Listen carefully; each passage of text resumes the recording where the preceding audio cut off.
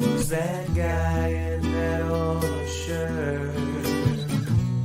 Who must be the fence expert?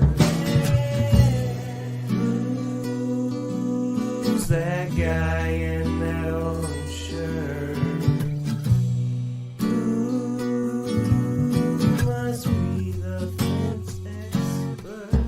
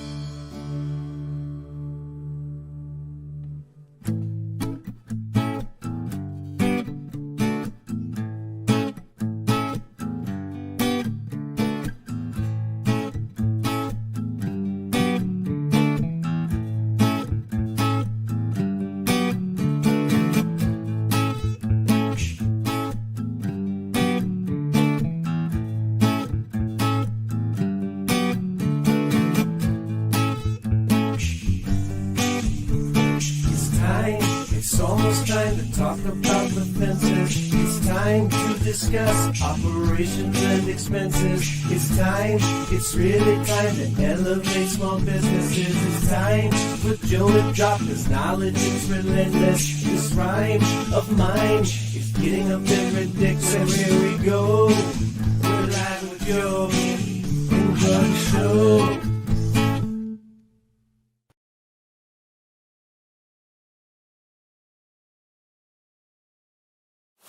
What is up, everybody? Joe Everett, the Fence Expert, coming to you live from FenceTech 2025, Salt Lake City. Guys, I've said this all day long today. I've said it all day long yesterday. Shout out to the AFA for putting on an incredible show.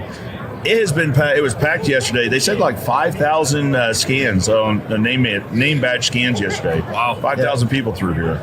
And then today, I mean, it feels like just as busy as it was yesterday. It's crazy. It's crazy. Shout out to the AFA, putting on a great show. You really, really outdid yourself on this one. Guys, with me today, well, I'll let them introduce themselves. Gentlemen, for the folks at home that may not know you guys, may not have met you guys, brief introduction. My name is Mike Wall, second generation in fencing, next to my dad. Yeah, I'm Jim Wall. Peerless Fence out of Chicago, and I've been around for a long time doing it. I love that. I love that. Well, guys, the premise of the conversation that I wanted to have with you guys is around generational fencing. It's something that you used to hear a lot of in fencing, and you hear less of it now. And I think it'd be interesting to have that conversation of what a generational company looks like, or what generations working together look like. Can you give me, Jim, just a little bit of history of how we got where you are today? Well, I started in the fence business in 1970. I was going to say 50, but that was when I was born. It was 1970, and it's my 55th year. I worked for a company when I started my own in the 80s, the fence store, and then I ended up selling. My wife and my children all worked to school with me in the fencing, but they all went off and went to different directions. So I was getting around retirement age, and I got an offer. Peerless Fence was acquiring companies, and it made sense to do it at the time. Excellent. Yeah. And I stayed working for them briefly for a few years, but then my son Mike came along and decided wanted to change careers, and I said, why not? We have a good customer base. Peerless is a good company to work for. You guys can build a future there, and I have a good customer base to work for. Absolutely. I mean, I've had customers 50 years. I mean, it's the same people, and most of the work we do is relationship work, and it's not. I'm not out knocking on doors every day and doing that type of stuff. Going to big bid openings. Or to bid work and that type. It's just people call us, we do the work. And that's kind of what it is. And that's what I'm trying to pass down to Mike now. Yeah, absolutely. So you spent the majority of your adult life building a business, and then but you're at a point where it felt like a good time to retire, or at least step back partially. Yeah, it sounded. There was no one to turn it over to at the time. Yeah, and I was getting older, and we traveled a lot. I really went part time for the first number of years, and then COVID came along, and then there was nothing to do, and fencing was essential. Yeah, and it's probably the biggest boom in my 55 years in the business is this last 3 years with COVID. Absolutely. So it went real well. Yeah. And so, ready to retire, a conversation with Peerless comes in, and in your eyes, that was your transitioning that legacy, right? Or keeping your customers, taken care of the business, that sort of thing. Yeah, Peerless has a good reputation. Yeah. They're a growing company, and he's spent his time acquiring smaller companies. I think at the time I was $3.5 million in sales when I sold. Okay. Yeah. But he got me, he got my my office staff, my installers, my customer base. Yeah. So it was a good move on his part to buy somebody else like Absolutely. that. Absolutely. I remember over the years I bought different companies, but it was always companies that were closed and retired. And it was basically I was looking at a phone number. To buy. Yeah. So I just never way to do it. I think that was typical for them. Sure. I think things have changed. Well, and I wanted to ask about the Peerless. So there's a lot of conversations going on right now about acquisitions, about selling and buying and divesting and all that. And in your experience, what was that process like? From them purchasing the fence store? Yeah. It was there was a formula. There's a business formula to purchase. You put your financials together. And sit down and negotiate a deal the best on multiples, Sure. And it worked out. And the question, I guess, is you felt satisfied with the process? My process, from my standpoint, I owned the real estate. I kept that. Okay. He purchased the fence store, and then I had a 10-year lease on the building. Sure. We came down the road at about 7.5 years. He decided he wanted to buy it. We decided to sell it to him. Sure. So it kind of gave me income with the purchase of the business, the building, the rental, and then the sale of the building. And then I hung around, and I love what I do, and I love fencing. I love my customers, and I'm working on a commission basis. So it kept going. I stayed in touch. Yeah. So it kept your team members employed. Everybody. Kept them intact. It kept your customers satisfied, kept them intact. It obviously was a goal that you were looking for. It sounds like it was a win at the time all the way around.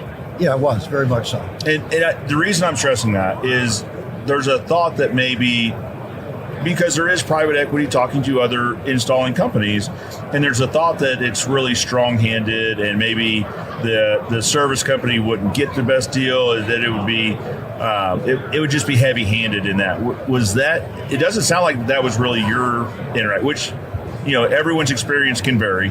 Probably depends on who you're talking to. Again, Dean White that owned Peerless Fence, I've known him since he was a kid. I know his father very well, so it's a good relationship, and it's always been. We've been involved with the AFA together. We've worked together on different projects, so it was kind of an easy transition for that. And it sounded like everyone came out good in it. Everyone came out satisfied. It worked out perfect. It was good for him. It was great for me. Perfect. And now even being that involvement with the sale, it's good for Mike who wants to get involved with the business, because now he's not chasing the customer base. He's got Well, and that's a great before, because that's a great transition. I was getting ready to talk to Mike, and you just led us straight into it. Straight into it. So, Mike, tell us a little bit about your story and how it relates to the bigger picture. So, when I was younger, I was working for him, and as a young guy, I think, we all want to have our aspiration to go do what we want to do, and I'm going to show them I could do it on my own, and, so I went in a different direction, and after a while of that, I realized, and kind of, the more I looked and realized was, man, there's just so much potential that's there. And, so kind of started having conversations again about getting back into the business, and kind of found myself, I was in Florida for about 3.5 years, found myself back in Chicago, and started kind of the transition, and it just really flourished, actually. And it's kind of funny, the first year, our whole plan was to transfer the whole customer base over little by little. He was going to kind of each year take more steps back. Yeah. And what we found out was after the first year, I kind of, to pride myself, turned into a little bit of a rock star. We just doubled our business, because then I made my own customers, and we just doubled our business. And so then that kind of turned into him doing his, mine doing mine, and kind of just going both at it, and it turned out to be just awesome. Nice. Very nice. It really just turned out to be really great.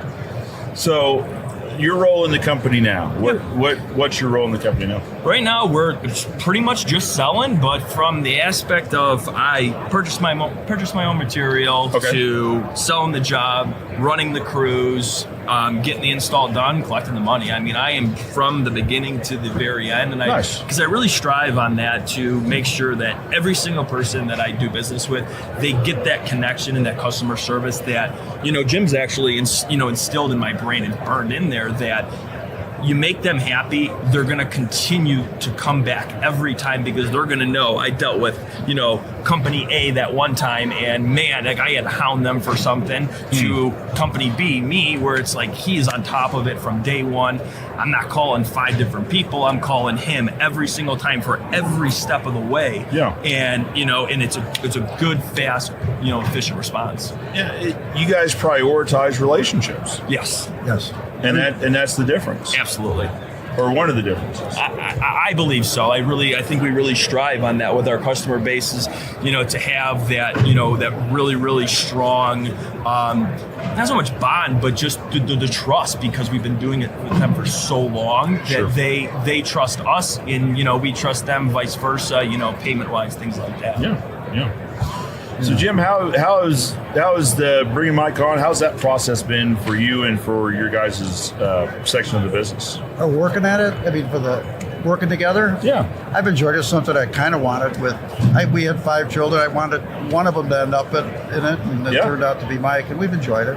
We have our ups and downs. Especially I'm always right. As part of the problem. But we work well together. Good. We work well together. I have the experience and the knowledge, and he's learning a lot. That's why we love coming here, to see the different products, what you can find, and understand it. I got an old expression: fences talk to you. You ever got a problem, you can't figure something out on a fence? Go just as you drive down the street and you see something, you can understand how it goes. Especially something like this where you see it, and you can talk about it. Well, so you can do any level, because we will do anything from bumper post to large, Sure. large commercial makes a difference. Well, yeah, so let's talk about that a little bit. What does your guys' business mix look like as far as maybe like residential to commercial to industrial? Wow. Okay. Peerless is grown so much. I mean, Peerless in a whole, they're from anything. They just finished actually I think a $6 million job. Yeah. They just finished. I think it was 9 baseball fields that they did or something. 19 or something. 19, yeah, Sheesh. with backstops and netting, the whole 9. So as far as Peerless as a whole, they're really just all over the map of what they're doing. Wow. For me and Jim though specifically, our real niche is like restaurants and more account works, landscapers, things Okay. like that. Restaurants is probably our biggest thing. McDonald's is probably our Jim's oldest customer, that we've done business with since the 70s. You said. Yeah, and we're doing now the newer restaurants at Chick-fil-A's, the Wendy's. Okay. We're doing a lot of those. Very good. Very They good. actually even ventured out of state doing the work. Is that I right? did a couple in Kentucky this year. There you go. We have a There you go. location in Indianapolis now, so we're doing a lot of stuff down there with it. So. Nice. Yeah. But we're small, probably small service work. I do a lot of automatic gate service work, a lot of repairs, that type of work. Okay. Yeah. So you're kind of expanding out from what you had started out doing years ago. I've gone through every gambit. I think we started in the 70s, 80s. We were big with the home builders. Okay. It just whatever trend keep changing. At one point with the economy, we ended up doing a lot of school work, Chicago public school work. So it's sort of I've kind of gone through every aspect of the area. So Jim, how do you navigate that? So you're talking about moving through different segments and timing it, right? How do you navigate that? How do you know when to start looking at other areas of the industry? Well, in the 08 recession, it was the only work was out there was government work. Yeah. And when I'm a Chicago-based company and I like to work in Chicago, so that was an obvious one to go after. Gotcha. So that worked. So you're kind of letting the market speak to you on what Pretty much so. needs are. It just depends on kind of who you run across, or what you do. I mean, we have another customer that we do. I'm pouring concrete. I'm setting benches next week. Pouring the concrete slabs and setting benches, which is totally unrelated to fence. Sure. Just that type of thing. Let it's work. I think truly we're so far spread. A couple of years ago for the Chicago Park District, we had rented a boat for one of our installers, and he had to go out into a lake to. We're putting the aerators in for a number of the ponds. Really? So it just varied on some of the stuff that we do. But I think that goes hand in hand though with relationships, because we have that such good relationship with the Chicago Park District that they're just like, I know a guy that's going to be able to do it. I trust him. He's going to do a good job. Can you guys pull it off? And we were able to. Well, and some of that it sounds like is being willing to say yes too. Yeah, and not being afraid of it. I've been in construction for 55 years, so it's it's nothing, and it gives you some excitement and some challenge to figure out how to do things. Well, I say that because for a lot of fence guys, and listen, I'll probably be guilty of it. If a parks department called me up and said, "Hey, we got some aerators we need swapped out in a pond," like, what do I know about aerators? You called Ozark Fence, you know that, right? Yeah. But being able to say yes opens up doors for you guys. Yeah. Right. And we're actually trying to figure out how to put the price of the boat in for fishing later, to keep it. So we ended up renting the boat. There might be like a maintenance contract on that or something. They need to do check something on those that, or something. Yeah. So just being open to do whatever 100%. you can do to service service the customer. I think that's important. I think that is. I agree 100%. I mean, to be able to be a little flexible on some stuff. Right, because there's a thought, and listen, all thoughts are valid, but there's a thought that you hone in on one niche and you stick to it, right? You just drill down into it. So, but what you guys are saying is you're open to whatever comes. That makes sense, right? Yes, within reason, obviously, but and it also comes down to if I have Joe Schmo down the block asking me to do something that I'm really not. Thus the aerator thing, I'm going to probably say, I'm going to take a pass on it more or less. But when it's with people that I just do so much business with, it's what, I'm here to help you. I'm here to service you. Well, and that's part of the relationship conversation. Yeah, Right. That's part of the relationship conversation, guys. Watching at home, I mean, this is a conversation that I think you guys should hone in on, because there's important stuff here, right? Just that the value of the relationship isn't just the fence contracts that can come your way. It's also the other doors that can open. Yeah. Right. And I'm sure you guys have had relationships, and it sounds like I'm guessing in the restaurant space, you guys have had great relationships with a few key members who have probably introduced you to other key members in that restaurant space to then start, building on relationships there. Yeah, it kind of snowballs itself. Yeah. I like the story I love to tell. Actually, it's his story though. But in the early '70s, it was a Christmas Eve with McDonald's. Jim was on his way home. Before he left the office, got a call, and it was a McDonald's saying, we need a repair. We have a section of fence laying in our drive-through. Oh. And Jim, it's Christmas Eve. He's like, all right, I'll go drag the thing out of the way. I can't do the repair today. Sure. But that opened the door to Jim doing pretty much all McDonald's in the Midwest for so many years. Yeah, for a lot of Incredible. years. To meeting all the head guys at McDonald's at the time, and pretty much at that time they were all building houses out in subdivisions, doing the president of McDonald's, all their homes fences, because of that one little thing that he did. It turned it into just a monstrosity of the company. Yeah. Jim, because you were willing to say yes. Correct. I've always say you never know who a customer is. I had another one. I had a residential salesman didn't show up for a repair estimate. The guy called. He needed it, insurance. I said, I'm coming by that way. I gave it to him, and it turned out to be for another. I got about $500,000 worth of business over the next 10 years for the guy. So you just don't know. Who's you picking up the phone with, or who you're spending time with. A small repair or whatever. Yeah, I think that's invaluable. Right, it's invaluable. You never know who your next customer is. 100%. So again, I'm guilty of this of getting a call and for maybe something like that and saying, "Listen, guys, it's Christmas Eve. We're closed. Our guys are home with the family." So now, as I'm sitting here, I'm wondering how many of those calls I've said no to that have gone elsewhere and flourished someone else's business. Yeah, you never know. Yeah, you never know. But the key is being able to say yes. Yeah. I think being able to say yes, and I think, being able to be just open-minded with it. You know what I mean? Not knowing, whatever job you're walking into, no quick judgments or anything like that, just being open to it. Well, and sometimes it's the small things. Yeah. Right? Like it's pulling a section of fence out of the drive-through. And then that's not a 3-man job that you need to schedule a crew for. Yeah, it was a matter, and then you get an opportunity, the guy, next thing you know, you're doing multiple work, and then you're doing work for years and years with them. So. And fair to say, you've maintained the relationship. You know what I mean? Yes. It's never a one-time. It's always yours to lose sort of thing. Correct. But that opened the door to all this other opportunity. Yeah, and it just keeps going. Actually, the funny thing, if you talk about it, I actually got to a point back about 4 years before Peerless, I stopped advertising.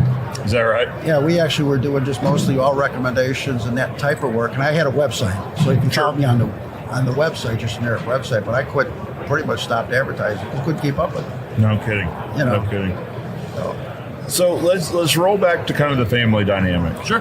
What do you think the key to success is there, guys? And I say that because a lot of times, and you guys probably hear this, when you talk about, we're a multi-generational, or I work with my dad, or I work with my son, a lot of times the feedback is, how do you do that? So like I could never. What do you think? And maybe not the secret to it. There's never ever one thing, but what do you think some keys to that are?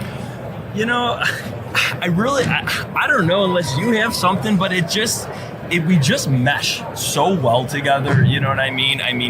We're like frickin' frack, honestly. Yeah. It's just the way that our minds work. We're so similar. We both run at 2,000 miles an hour. Sure. All gas, no brakes kind of a mindset. And, if anything, I would say just patience a little bit, and it's still something I'm trying to learn because he's on he's kind of towards that back nine, and I'm just starting to tee off, so I'm like, let's do this and this, and he's like, okay, well, I don't want to do it, so it's I think it's patience. Well, and then remember, my wife and I worked in the business. Yeah. And the only bad part about that is at 2 a.m. when we're disagreeing about something, you're not getting sleep. But we're a good family. We're a good family unit, and we work through it. Well, we work together well. Yeah. And actually, my wife, say hello, Deb. You're probably watching this, right? Yep. Hello. She's watching this now. So, my mom had a rule that you couldn't bring work home. Yes. That rule doesn't work.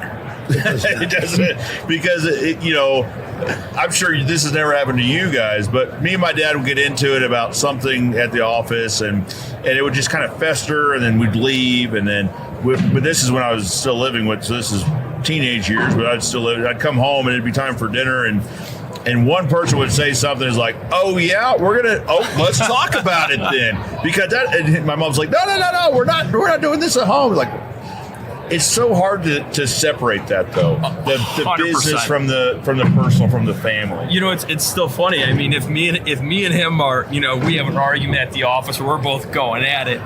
He'll be on his way home. My mom's talking to him. He's like, "Oh, Mike, today I tell you." And then she'll call me later on, or I'll be over at their house, and I'll be like, "You know what?" And I'm like, I can't talk to him right now. I can't talk to him right now. And then she's like, "Okay, well, why don't we all do this?" And then mom's talking to Jim and say, "Why don't you tell Mike this?" And she's still, "Mike, why don't you say this to your?" So she's over there trying. She's got to play the mediator. 100%. Yeah, pretty much. And then my fiance, who's actually watching right now, she'll do the same thing. She'll be like, "Well, honey, maybe he didn't do this. Yeah. Maybe he didn't do that. Maybe he meant this." Exactly. Where in your mind you're like, "Nope." And I'm like, I know what I heard. Yeah, I'm like, I know exactly what he said, and I didn't like it. So, Yeah.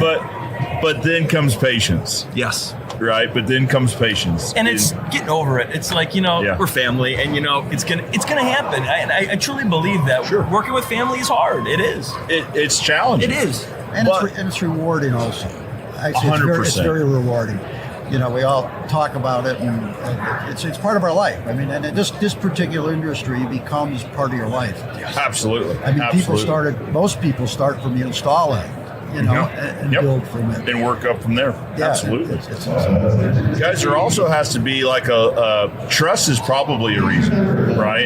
There's an inherent trust there that you would have to build maybe with somebody else that comes with being father-son. Yeah, I agree. It was like the first about the first year and a half there was still trying to kind of learn each other how to navigate, and I mean, and still to this day there is Sure. of saying can you do this, can you not do this, whatever. But that first year and a half was really, I think, it was hard to understand that trust level, and now we're at the point it's because in the winters he stays in Arizona, I'm in Chicago, busting my hump, and he'll call me, "This is what needs to be done," and I'm leaving for the rest of the day. I'll talk to you later, and then it's out of sight, out of mind, and the next thing I'm telling him, by the way, we're doing the job next week. Well, and maybe that's part of it too, is just trying to understand what process works for you. Yeah. It's just, and that comes through trial and error. Yes. Right, just working together for a prolonged period of time to figure out what does work. Yeah. 100%. Jim, how proud does it make you to have a son working in the business? Oh, well, I'm very proud. It's a good thing. I'm enjoying. Probably that's why I'm hanging around more, because I am enjoying working with them. Yeah. So it's giving you kind of a new energy in staying involved. Yeah, even though the wife wants me to retire. Yeah. But I'm enjoying working with him, and I think she's buying that scenario that we want to stay together. We'll see. Well, Jim, I've got some news for you. I don't know many fence guys that do retire, that found the company, that built the company. There's usually a little draw there, you know what I mean? Just to stay involved. Did you say that for Debbie? Deb, I'm telling you from witnessing this from my father and my grandfather, it is incredibly hard to fully retire. It sounds like you found a good mix, though. It's working good. Yeah, we are. Yeah, so it's not full-time, but it's not full retirement. It's partial. It's keeping me, and I think it keeps you young and it keeps you active, and I enjoy it. I enjoy it. 100%. Young people, customers, just a challenge. In today's world, it's a challenges with all the products, all the different scenarios you can come into. It's something new every day. Yeah. Something new. Yeah. Jim, what was it like having Mike come in and introducing him to your customers? Oh, I'm very proud, very excited to do that. Yeah. I was referred up. And then I talk to anybody, I'll say, "Oh, you're here for myself or my son, Mike." I mean, those are the, And that gives your customers a level of trust. Yes. To be able to say, "Hey, I'm going to introduce you to my son, Mike, and he's going to take great care of you just like I took great care of you." Yeah. And that's kind of what we're building our relationships on, continuing our relationships on. The relationships. Yep. Yeah. That's it. That's it. Yes, solely. I truly believe that. And to your point is, when you say my son, it's okay, the guys he's been doing work with for so many years, it's okay, then maybe their sons, and then we're connected. I can't tell you how many we're people starting to find that more and more. that I'm working more with the guys that he's working with their sons. So now we're developing that bond, which is awesome because, their dad's telling them, trust this guy. He's telling me, trust this guy. Yeah. And it's, it just builds. You both are having that conversation. Yes. Like, hey, I knew his dad's great people. He's going to be great people. His dad always was there for me. He's going to be there for you too. Yeah, it's a feeling. So just as you guys trust each other, you're also kind of transferring that trust over to the customer to say, he's going to treat you just as good as I did. Yep. Yeah. And it's working. It's working. So, Mike, I asked Jim how proud it was, how proud it made him to have you come in. How did it feel for you coming in, working with Dad? I've told him so many times, honestly, I look up to him more than anyone I have ever in this world. From the way he had a tough childhood, and for him to do what he did and accomplish what he did, it's one in a million, and it's so inspirational. It really is, and I couldn't think of a better person to ever work with than my best friend, honestly. I mean, truly, at the end of the day, because that's how we kind of view it. It's like, he's my best friend. I get to go, see my best friend every day and hang out. And it just makes me really happy. Well, and just as Jim has pride saying that he gets to work with his son, I bet you've got a bit of pride saying you get to work with your dad. 100%, and I never miss an opportunity to say, oh, Jim Wall, because that in the Chicagoland area, that Wall last name, it does something. It has a staple in that industry, and I always find myself, oh, yep, that's my dad, and then it turns into, oh, he's doing great, and then so it just, yes, I couldn't be more happy, more proud to be able to work with him, and just to be kind of on this journey together. So there's pride there, but there's a little bit of pressure there as well, right? That's the flip side of that, of having a father with a large name. There's a pressure there, and still to this day I talk about that because there's some dang big shoes to fill there. And that's one thing he does do great, and it's made me who I am, even from a young age. He's thrown that pressure on me, and he's made me feel that pressure my whole life, but that's made me who I am today, truly. And I couldn't be more grateful for it because it gives me that ambition and that strive to be so successful and to do what he did, but to try to do it even better. And that's my goal. And that's, I'll live my whole life that way of always, even when he is gone, to truly know, okay, he's not here, but is he proud of me right now? Yep. And when I'm getting ready to, my time is settling and whatever is okay, I think I made him proud, and I want to be able to tell myself, I think I accomplished more, and I don't want to speak for you, but every father wants their son to be even better. The only thing I failed on, when he was in the shop as a kid, I couldn't get him to sweep a floor right. We still joke about that one. Jim, I'd like to introduce you to my father, Jim, because I think he had the same problem. Did he have I think he had the same problem. I just never sweeping floors. I always seemed to be off doing something else. That was very important, but it wasn't that. I wish I knew we were doing this. I could have brought a picture. About 12 years old, we supposed to be doing something, sitting on a pile of fence after about 10 minutes worth of work. That sounds familiar. I will send you that picture. Please do. I will do. It's on my credenza at the office. Well, guys, as we start to wrap this up, let's wrap it up talking about generations, because that's really what I feel like this conversation was. Is talking about generational companies. Each one of you, this question's for each one of you individually, but we'll start with Jim. What would you say to a company that's, maybe a father that's thinking about the generation subject and maybe thinking about kids in it? What advice, or maybe they have a kid working in it, but what's some advice you'd give them on, we'll leave it at that. What's some advice you'd give them? if you're working well together, I always say let the kids explore where they want to go, like all of mine did. Okay. I think there's like him and a couple of his sisters, as we reflect back, if it was today, they would come, the three of them would be working together. Sure. Encourage him to be on his own, but always be open to let him come back in. Not force it. And if they do get involved, it's a matter of turning over the reins.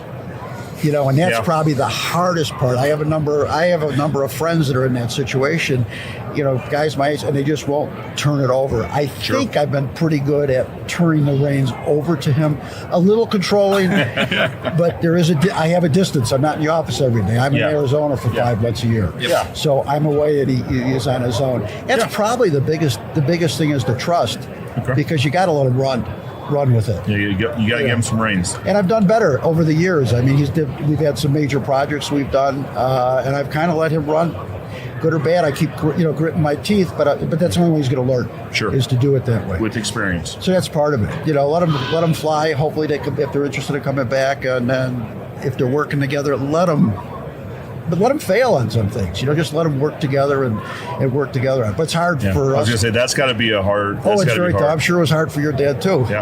To let you just run. Yeah. Well, and to let them fail. Let them fail.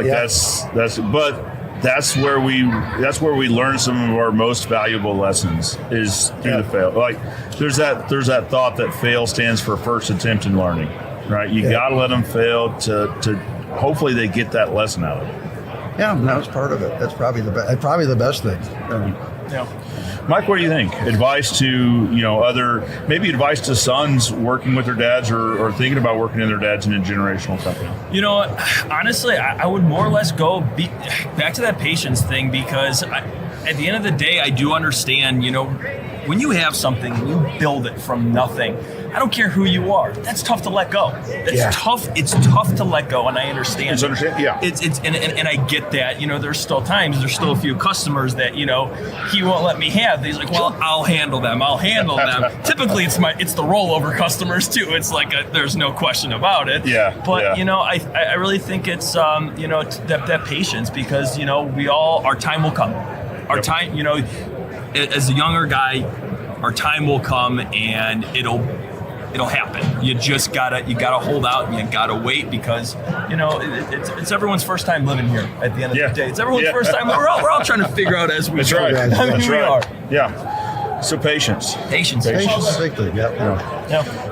One thing I've said, and I'll say it here, and I'll get you guys' reaction. I know we're trying to wrap up, but I think it's worth saying. Sure. Is if there's a father-son relationship and they're thinking about what the future looks like, have the conversation early on, the father to the son, hey, here's what I'm thinking. Here's what I'm looking at. Here's the future, how I see it.